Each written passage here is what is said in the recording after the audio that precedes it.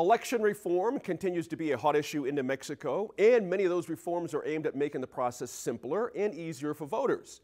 Here in Bernalillo County, it started in 2012 with the creation of the Flexible Voting Convenience Centers, and just this past legislative session, lawmakers approved a bill to allow for same-day voter registration at polling places. Governor Michelle Lujan Grisham recently signed that bill, which goes into effect in the 2022 elections. Now, reform has taken on a different look and feel in Bernalillo County in the form of a repurposed Winnebago.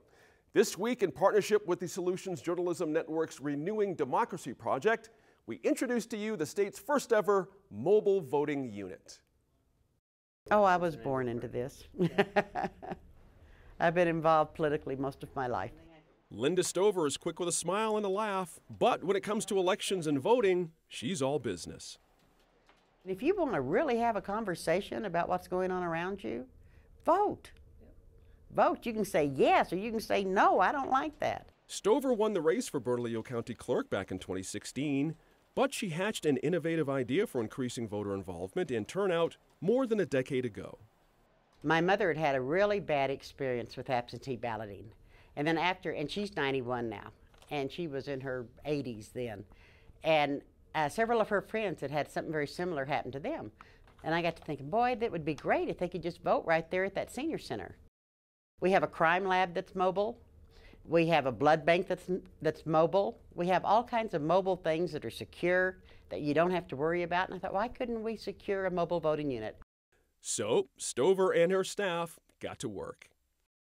I'm very fortunate in my staff because nobody looked at me like I was crazy. Everybody thought it was a great idea. They jumped on board and found ways to make this happen. They rented a large recreational vehicle for the election season at a price of just under $40,000. They customized the interior with multiple voting stations and hit the road to large public places like Veterans Memorial and Civic Plaza. But the real focus was local senior centers. It was a gift to several. People in retirement centers, although they do their best to get them to polling locations, they have vans and things to take them. It's very hard for someone in a wheelchair or a walker or has any kind of a handicap problem to get out of the mobile, where their living facility is, get into a mobile unit, go and stand in line at a storefront, vote, get back in the unit and go back to where they live.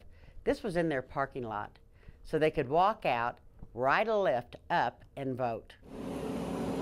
If people can walk and are mobile, they can go in through the front and sign in, and then there's a polling location right there if they can stand and fill out their ballot. People in wheelchairs and walkers could ride the lift up and then go inside and get their ballot and then go to the handicapped area and vote. The mobile voting was not without challenges, though, starting with where to put it. It was 40 feet long. It's a Winnebago. It's a huge Winnebago.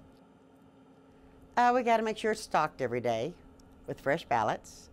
We've got to have people that are trained to operate the equipment inside, because when you drive it, some things may shift. So before you open, you have to get it set up and stabilized. So there were things to look at.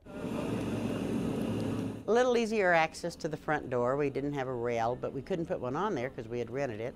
So we had 2 people that we hired to help people in and out. So we'll look at that. Just small things like that, just things you have to tweak. The 2018 experiment allowed an additional 1,733 people to vote in the general election. That's not a huge number, but it's enough to convince Stover to move ahead with buying a mobile voting unit outright. That comes with a price tag of at least $80,000. The costs also rise when you consider the county will need to hire a permanent driver. Stover says she has the funds, and it's absolutely worth it. I had a gentleman that was in a wheelchair that was in the Vietnam War.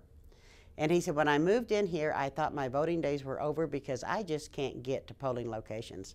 And he started crying. And he said, I am so grateful that I'm going to be able to mark my own ballot. And I thought, he made the whole thing worthwhile, just he himself. We have so many stories like that. We got letters of thanks. We got phone calls of thanks. We had family members call us and say, my mom, my dad got to vote today. Thank you for doing that for them. And when you drive up to this thing and you see a line, but the line is wheelchairs, your heart just leaps with glee. This is something they haven't got to do for a while. Other counties are taking notice of the idea, including the smaller, rural Valencia County south of Albuquerque. Funding is an additional challenge for them, but the success so far in Bernalillo County definitely has them thinking. And I feel that it'll just get bigger. We've had people from out of state come and visit us and look at it. They want to do it in their states. There's counties here, rural counties, that could use this so well. They're kind of financially strapped right now, but it'd be great to see them be able to have access to these. And Stover sees uses for the mobile voting unit beyond just local elections. I hope to be able to use it in schools. We're going to start doing a civics program in the schools around Bernalillo County, and we'll let them vote for their favorite ice cream or prom queen or class president or whatever. We'll use it there. I hope to use it, if I haven't got an okay on this yet, but it'd be great if we could do passports around town. So we got lots of plans for it. We just got to get it. If the popularity of the mobile voting unit does continue to grow, that could create additional problems. Picking which sites get it and which don't, for example, that could lead to additional questions about protecting the integrity of the voting process, something that continues to be a big concern statewide. Stover says she's already thought about that. She's ready to draw lots if need be, and she's already talking about adding another unit, so there's one on the west side of the county and one on the east side. Overall, she's focused on the potential and not the potential pitfalls. That's our number one concern, is that people are not worried about the integrity of the election. I have a great staff. They do their job very well. I do not worry about that. If it was your mother that got to vote and she hadn't been able to in years, it would be worth the time and the money. You can't buy a smile.